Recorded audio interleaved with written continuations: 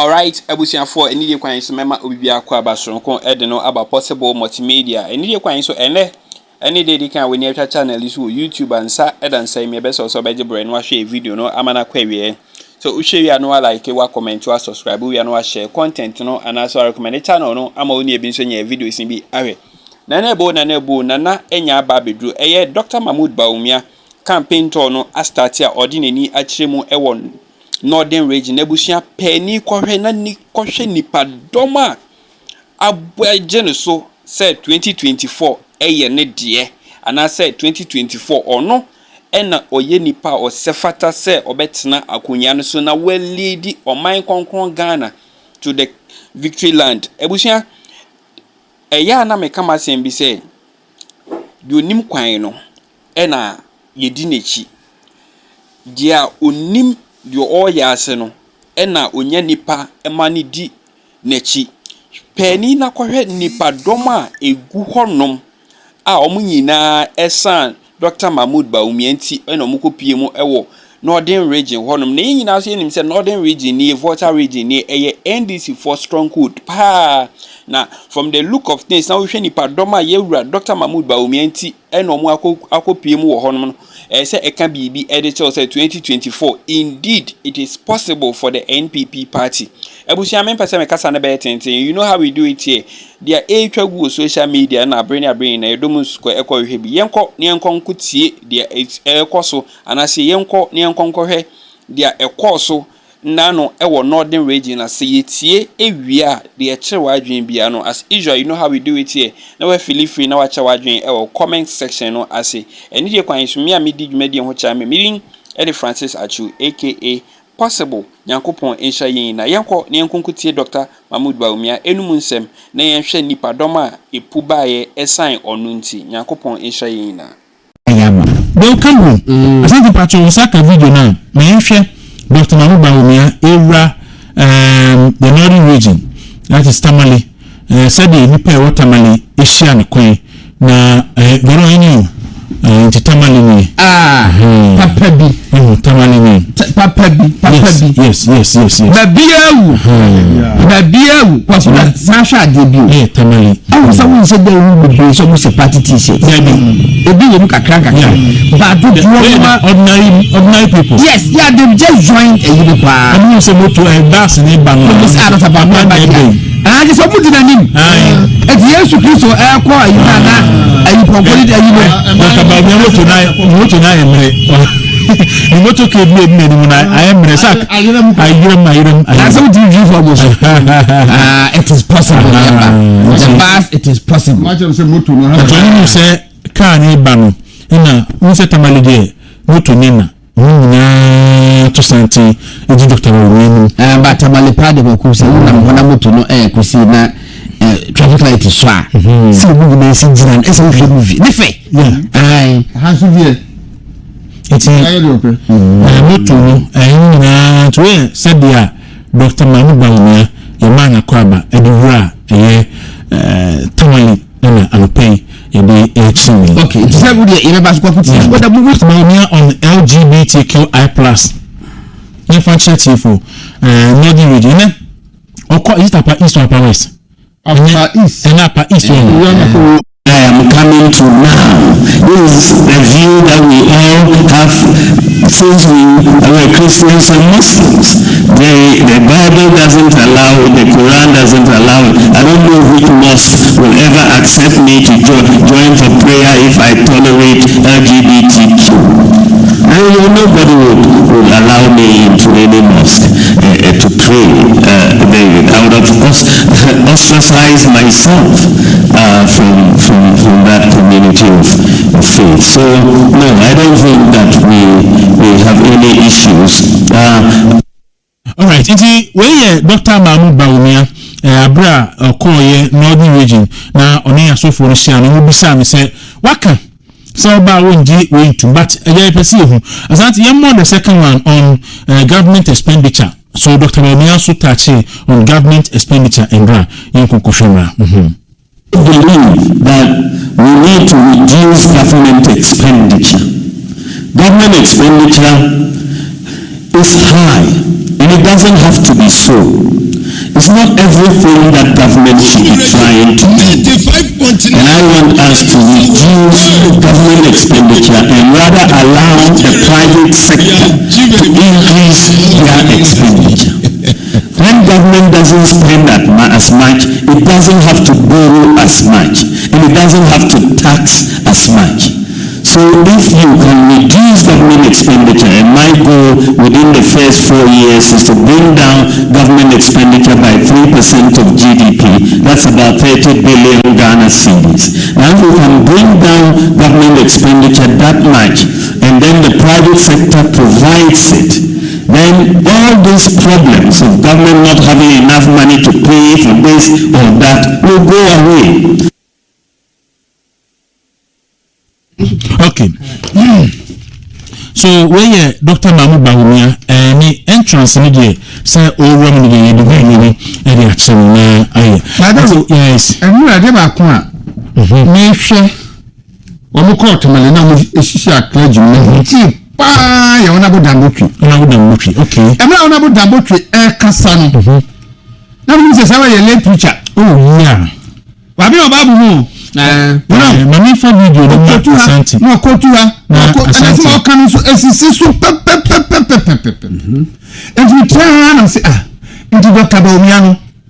Onu na ko se be no o yes me ko fa Mr. Dambotri be me campaign chairman. I say obi le mami ni secret in pick. Why adie? Abra o ka kire mu bi say onko be mu. O ka kire say o be nya na adwuma.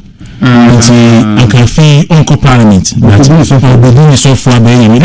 Na papa friend master na ko me cactus. O nya no he. Say na de ona bo Dambotri na ni je. Enti me o sikasa ye so babo. Esi anu de ho de kakra kan be nya na adwuma.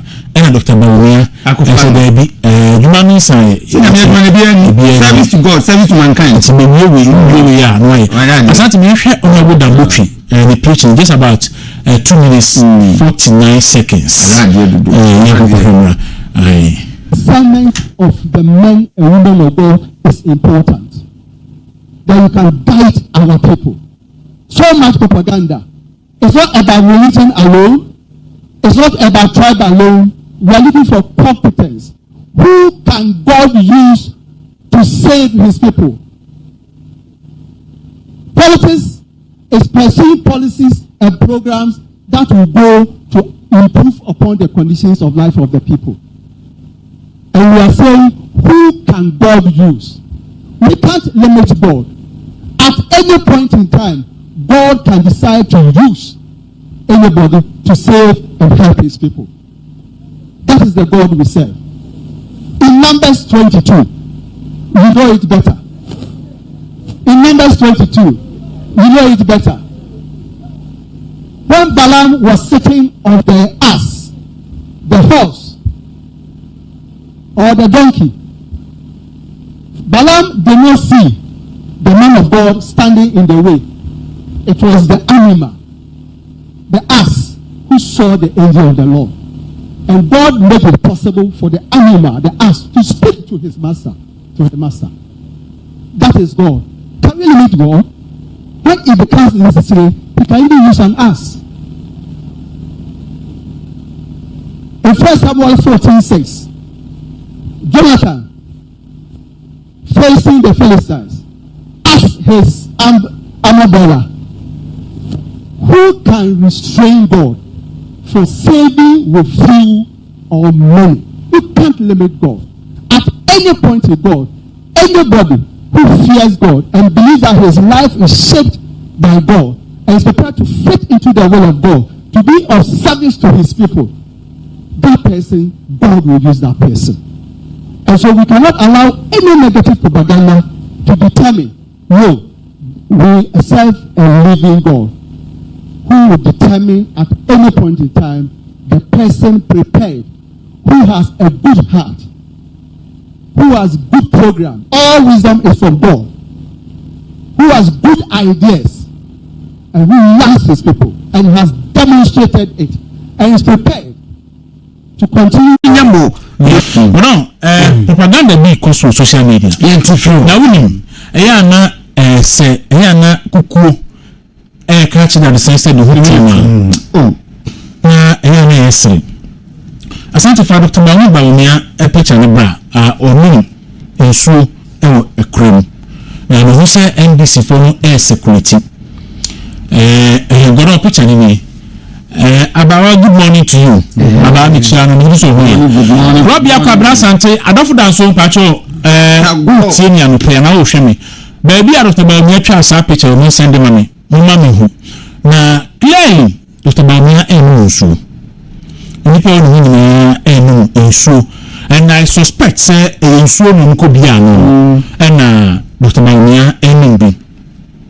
And this is for a security way on social media say Dr. Bawumia ensana onu na mepacho Dr. Bawumia de sabio say wabodam kura no a wabanu nsa no ato nsa afre nsantrofo nyina say fa kamera mesi na onwinsa na onwinsa ye kan sa wi okroma say ya eya na Joyce ni any doctor Reverend Dr. Gatti ni and ya mo bia so Reverend George Labi ni any adu mi so ya mo tun bu ase na me say ya na kwa fi be ka bi chiro na ka say ma Joyce wa ba won Reverend Dr. Gatti so kan say oni so mi kan chiro na nyisa adako o mokoko kokra ni wo and na manipa atu ni bu ase oni mebi ho ba ye ka obi a wu san tu mu tinta wo mai mu a da se bre ye fa na me fichiro na sabi ye see ye pa fa sia na bo sompra wada ofisi chia fa sia bo sompra no wa be ni wada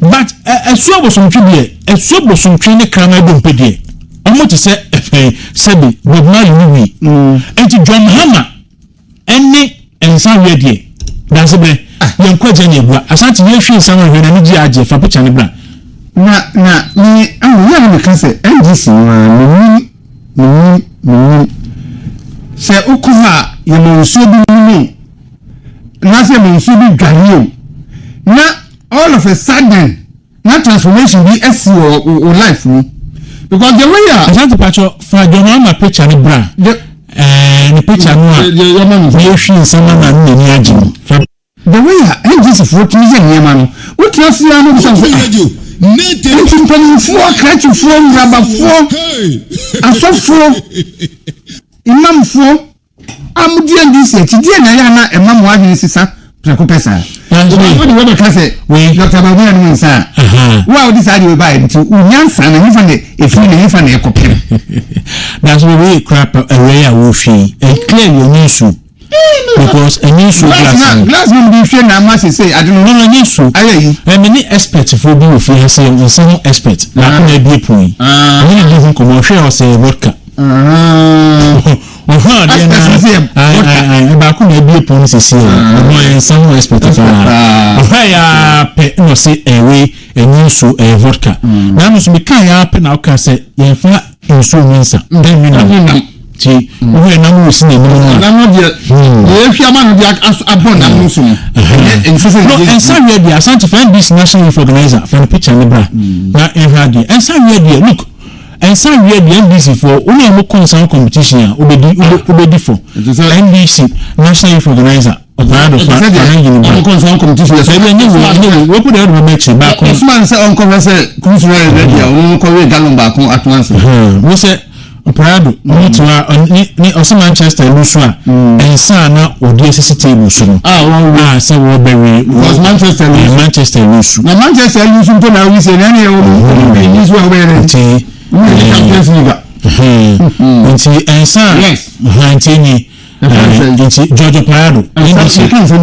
ensa ni makala na le no nde ayi ni bo ho kwa mi just that's where ensa wo so uni bo na we am say yes we here yes say $1,000 or so $4,000 or so say na $4,000 is think if you get this be NDC national youth organizer say Manchester United LUSU pro anti ni san akodun so to we out to maybe NDC maybe trend so be do money makwa campaign and say what wa because Manchester lose anti ye ka say na Manchester dey lose dey say no ye ka ensabia afi Fadumana picture ni bra hwe opani wi bi fie bia what we do so what na no so Fadumana we na nis dem o wi abi so be no my dey we na no ya come 4 year fasting yeah. I don't know or two suffering. I have my boost bang fee.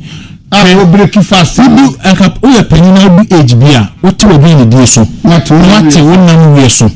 Na what mean ya promote nti na no so ya ba ko pekra da hakura no kura no so na cha mani pa beti abeni ni ani ni betimi ya ba ko the former president na o si Ghana ye dey na o suba bubuo no odi akufo ado atemu odi ba ni atemu ayi Haruna Iddrisu aye fasting we na numre o break fasting keke no ani ni we na fa da adidipoku no adidipoku ni hwie gin ni whisky ni man say we a na we be si ha na fe o tan adu ni no din say ya wa bo ni dark ni na fe wa tiesim na o kasa na o tutu bia ma no kono baby o kasa na tutu bia ma no kono baby o kasa ye jama no so kan bodo nti ni hu say microphone kasa wa ko fa kra say Dr. Bawumia kra e de nsa nti wa de abetwa say Dr. Bawumia no nsa obi aso ni mo kroma say Dr. Bawumia ni san we de o nto na vono say den